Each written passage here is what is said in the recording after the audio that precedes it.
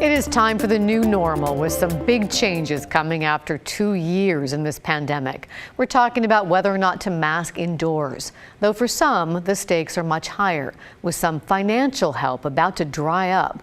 Alma McCarty joins us in the newsroom, and Alma, Oregon has just announced it's ending its rental assistance program. Well, Laurel, you've only got 1 week left to sign up for emergency rental assistance. Keep in mind, if you've already submitted an application, this closure won't impact you immediately, and you are protected from eviction until you hear back.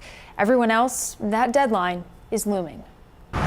Emergency rental assistance through Oregon Housing and Community Services has been a lifeline, a source of stability for many families during the pandemic. The agency paying out hundreds of millions of federal dollars to tens of thousands of households. OHCS has responded with historic speed to provide rental assistance to more than 40,000 households.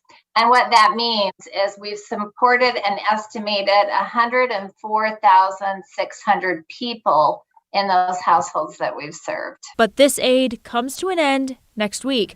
The portal for rental assistance closes to new applicants on March 14th at 11:59 p.m. Jill Smith, interim director of housing stabilization at OHCS, urged anyone who hasn't applied in the past and has fallen behind on rent to apply sooner rather than later. I'm sure you're wondering why, with so much need, are we closing this portal? I want to assure you that we know the need is great and we want to help everyone, every household in need. And unfortunately, that simply isn't possible due to limited funding. Back in December, the state paused new applications due to dwindling federal funds, but opened the portal back up at the end of January after state lawmakers allocated $100 million to support renters facing eviction. The housing agency also redirected nearly $13 million of its budget to support an additional 1,900 households. However, after being open for longer than initially expected,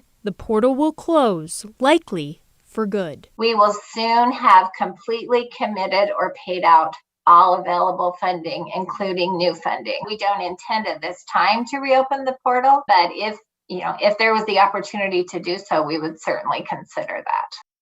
The agency says the applications will be approved for payment or denied based upon the highest need, not first come, first serve. According to an online dashboard for the rental assistance program, 18,000 applications remain to be processed. Staying across the fine print, Alma McCarty there in the newsroom. Thanks, Alma.